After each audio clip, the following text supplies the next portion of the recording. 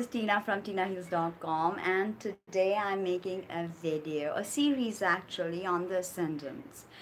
So the ascendant and the rising signs, though they are clubbed together, they are not really the same thing.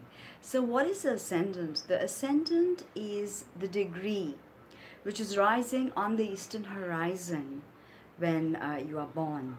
And the rising sign, of course, signifies the rising sign on the eastern horizon when you are born. Okay? The ascendant is a specific degree of that.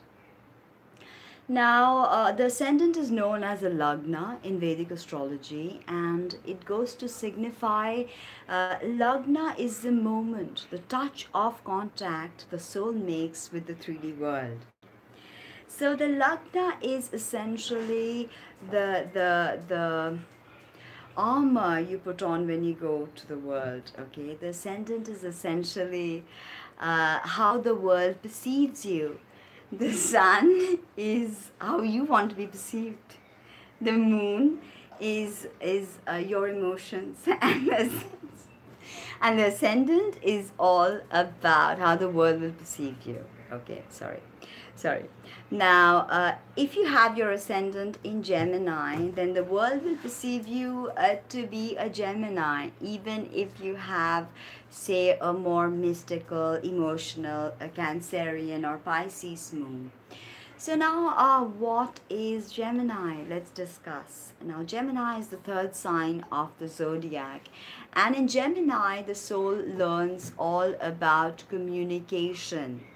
It's very mercurial because it's ruled by Mercury, who's also known as Hermes or Thoth, the messenger of the gods. So it's the task of Mercury to carry messages from the spirit world to our world. So Gemini is ruled by Mercury, and the impulse of Gemini is all about communication. So this is how the world perceives you, remember. So you come across as more chatty, as someone who's light, because Geminis don't like to get deep into things. It's a masculine sign, it's an air sign, and it's essentially mutable energy, okay, which means it's extremely impressionable. So people may even think you're impressionable or gullible. And the other thing with Gemini ascendants is they flit from one thing to another, and one person to another very quickly, as in they can't concentrate on one task.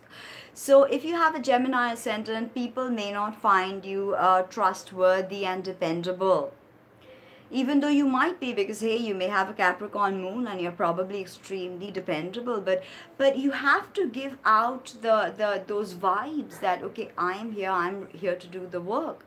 And look at the little detailing. Gemini is not great with detailing because they don't concentrate long enough. They're notorious with relationships. So if you're a Gemini ascendant, of course it depends where your Venus, Moon and Mars is placed, and Lilith and the others. But it's essential with the ascendant, that's how your loved one will perceive you. So with Gemini ascendant, they may perceive you as shallow, two-faced. Look at the glyph of Gemini, the two twins. So in its lower vibrations, Gemini is all about duplicity and two-facedness, and never really committing to something, or maybe just offering lip service and not seeing it through. So that's something you've got to balance. But everything is usually balanced in the zodiac, and you probably have the earth and the fire and the water. But if you don't, if you're, say, predominantly fire and air, then you may have to find empathy and compassion and grounding.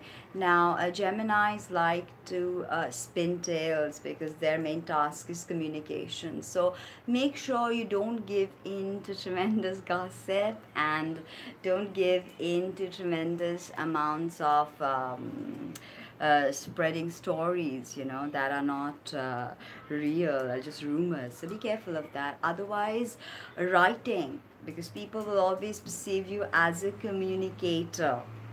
So writing is definitely something you can do with a Gemini Ascendant. Of course, you have to see where your Ascendant Lord is placed. That's another important thing. So say if you are a Virgo Ascendant or a Gemini Ascendant, it's important to see where Mercury is placed. And that'll give you a really good idea of your personality. So I hope you like this video as much as I like making it for you. Please don't forget to subscribe, like, comment, and share. This is Tina from TinaHills.com signing off. Bye-bye.